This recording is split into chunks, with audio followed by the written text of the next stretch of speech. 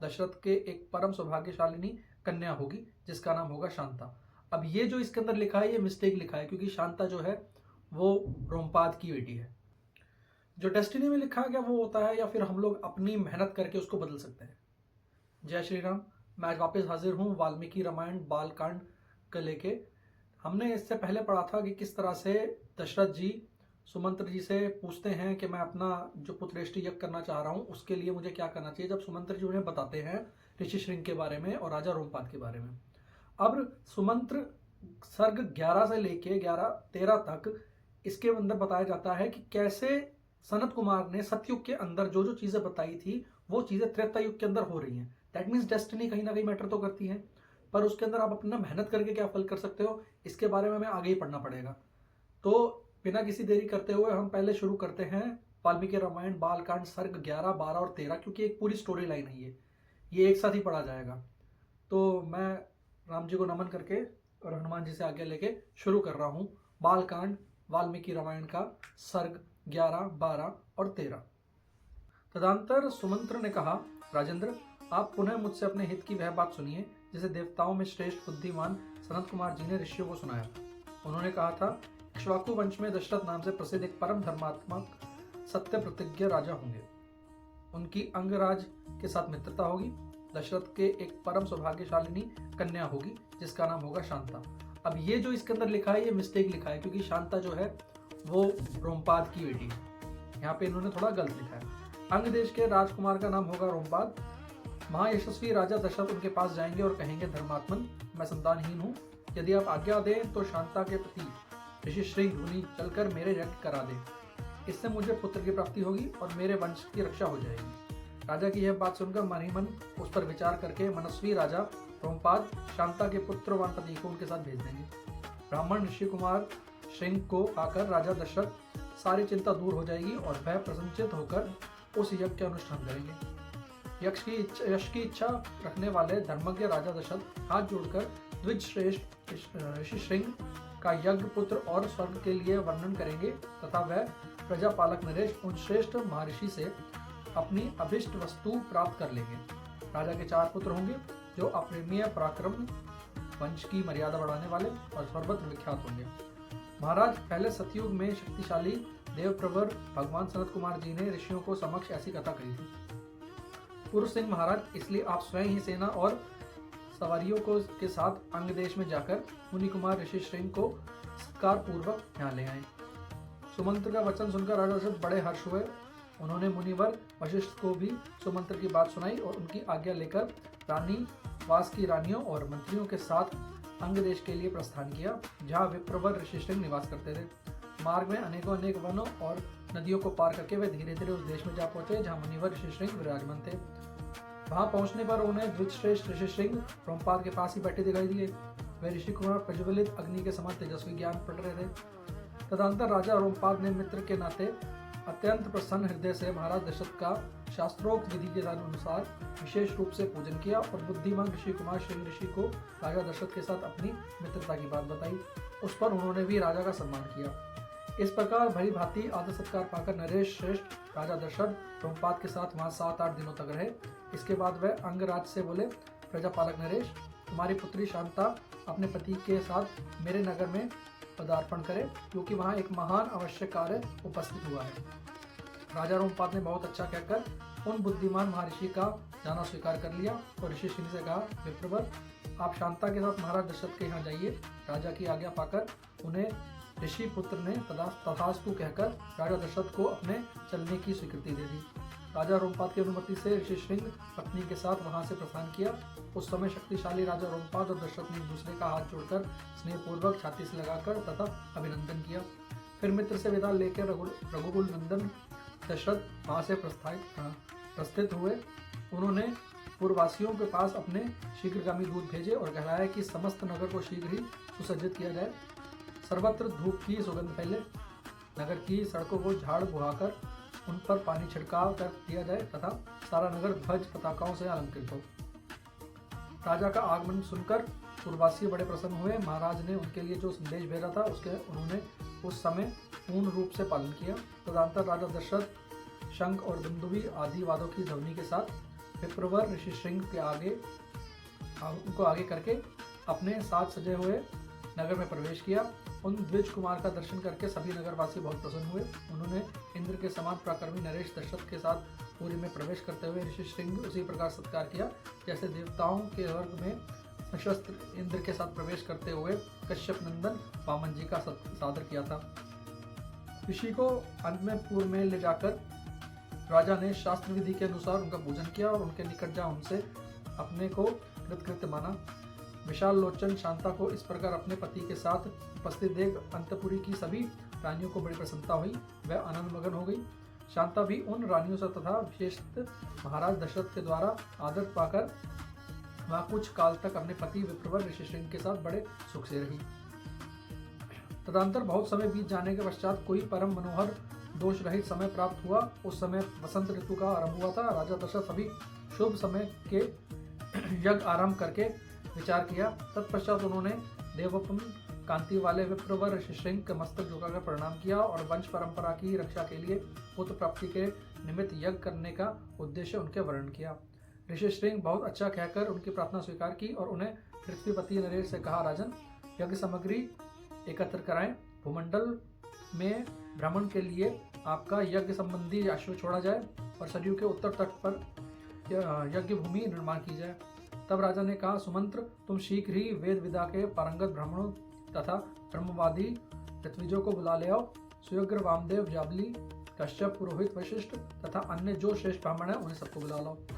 तब शीर्षगामी सुमंत्र तुरंत जाकर वेद विदा के परागामी उन समस्त ब्राह्मणों को बुला लाए। धर्मात्मा राजा दशरथ उन सबका पूजन किया और उनसे धर्म अथा अर्थ से युक्त मधुर वचन कहे और उनको कहा कि मैं संतान प्राप्त करना चाहता हूँ, जिसके लिए ऋषिशृंग से मैंने आज्ञा ली है और अश्वमेध यज्ञ करना चाहते हैं, तो इसके लिए आप लोग हमारा सहयोग करें। इस संकल्प के अनुसार उन्हें विश्वास था कि ऋषिपुत्र ऋषिशृंग प्रभाव से उन्हें संपूर्ण कामनाओं का प्राप्ति हो जाएगी। राजा दशरथ के मुख से निकले हुए वचन वशिष्ठ आदि सब ब्राह्मण साधु साधु कहकर बड़ी सराहना की।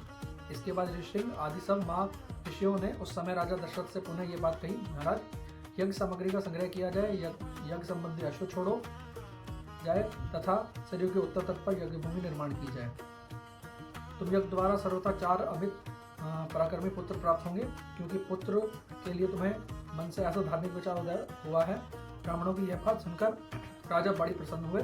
उन्होंने बड़े हर्ष के साथ अपने मंत्रियों से ये शुभ अक्षरों वाली बात कही, गुरुजनों की आज्ञा के अनुसार तुम लोग शीघ्र ही मेरे लिए यज्ञ की सामग्री जुटा दो। शक्तिशाली वीरों के संरक्षण में यज्ञ अश्व छोड़ा जाए और उसके साथ प्रधान ऋत्विज भी रहे। सरयू के उत्तर तट पर यज्ञ भूमि निर्माण हो। शास्त्रों की विधि अनुसार क्रमशः शांति कर्म, पुण्य वाचन आदि का विस्तार पूर्वक अनुष्ठान किया जाए, जिससे विघ्नों का निर्वाण हो। यदि यह श्रेष्ठ यज्ञ में कष्ट प्रदान अपराध बन जाने का भय न हो तो सभी राजा इसका संपादन कर सकते हैं, परंतु ऐसा होना कठिन है, क्योंकि ये विद्वान ब्रह्म राक्षस यज्ञ में विघ्न डालने के लिए छिद्र ढूंढते हैं। विधिहीन यज्ञ अनुष्ठान करने वाले यजमान तत्काल नष्ट हो जाते हैं। अतः मेरा यज्ञ जिस तरह विधि पूर्वक संपूर्ण हो सके वैसा उपाय किया जाए। तुम सब लोग ऐसे साधन प्रस्तुत करने में समर्थ हो। उसके बाद ब्राह्मणों ने धर्मज्ञ नृपश्रेष्ठ दशरथ की प्रशंसा की और उनकी आज्ञा पाकर सब जैसे आते वैसे चले गए। वर्तमान वसंत ऋतु के बीत जाने पर उन्हें दूसरा वसंत आया। तब तक 1 वर्ष का समय पूरा हो गया। उस समय शक्तिशाली राजा दशरथ संतान के लिए अश्वमेध यज्ञ दीक्षा देने के लिए निमित्त वशिष्ठ जी के समीप गए। वशिष्ठ जी को प्रणाम करके राजा ने नियतः उनका भोजन किया और पुत्र प्राप्ति का उद्देश्य लेकर उन श्रेष्ठ मुनि से ये विनय युक्त बात कही, आप शास्त्र विधि के अनुसार मेरा यज्ञ करवाएं और यज्ञ के अंगभूत अश्व संरक्षण आदि में ब्रह्म राक्षस आदि जिस तरह विघ्न न डाले वैसा उपाय कीजिए। आपका मुझ पर विशेष स्नेह है। आप मेरे सहृदय आकरण हितैषी गुरु और परम महान हैं। यह तो यज्ञ का भार उपस्थित है, इसको आप ही वहन कर सकते हैं।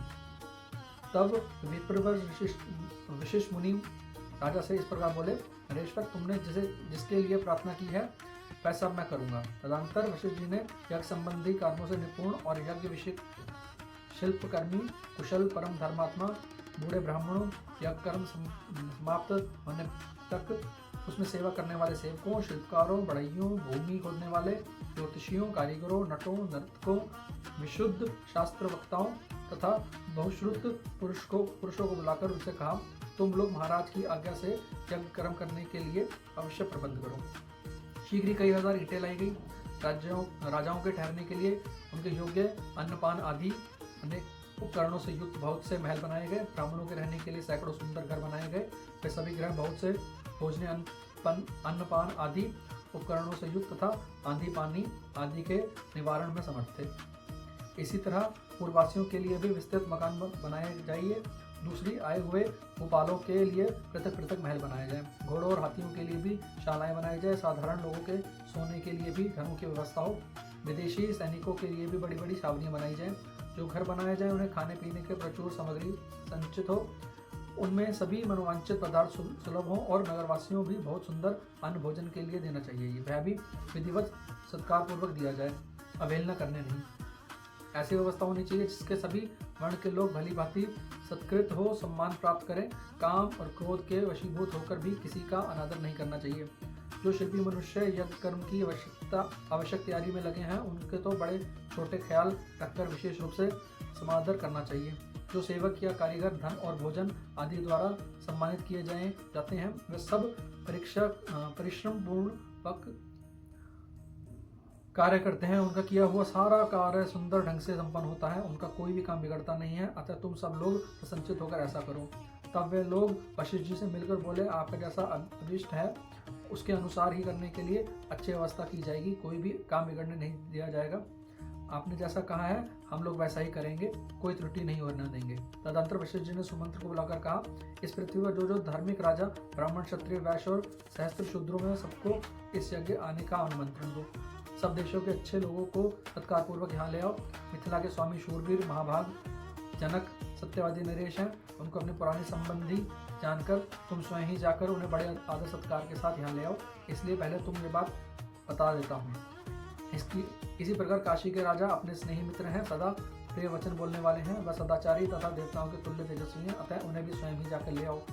कि कई देश बूढ़े राजा बड़े धर्मात्म हैं, वह राज सिंह महाराज दशरथ के ससुर हैं, अतः उन्हें भी पुत्र सहित यहाँ ले आओ। अंग देश के स्वामी महाधर्मधर राजा रोमपाल हमारे महाराजा के मित्र हैं, अतः उन्हें पुत्र सहित यहाँ सत्कार पूर्वक ले आओ। कौशल राज भानुमा को भी सत्कार पूर्वक ले आओ। मगध देश के राजा प्रतिज्ञ को और जो शूरवीर सर्वशास्त्र विशारद परम उदार तथा पुरुषों में श्रेष्ठ है, स्वयं जाकर सत्कार पूर्वक बुला ले आओ। महाराज की आज्ञा लेकर तुम पूर्व देश के श्रेष्ठ नरेशों तथा सिंधु सोवीर एवं सौराष्ट्र देशों के भूपालों को उनके लिए निमंत्रण दो। दक्षिण भारत के समस्त नरेशों भी आमंत्रित करो। इस भूतल पर जो नरेश महाराज के प्रति स्नेह रखते हैं उन सबको सेवा और सगे संबंधी सहित यथासंभव शीघ्र बुला लो। महाराज की आज्ञा से बड़ा भागी दूत द्वारा इन सबको पास बुलाया भेज दो। वशिष्ठ ये वचन सुनकर सुमंत तुरंत ही अच्छे पुरुषों को राजाओं की बुलाहट के लिए जाने का आदेश दे दिया।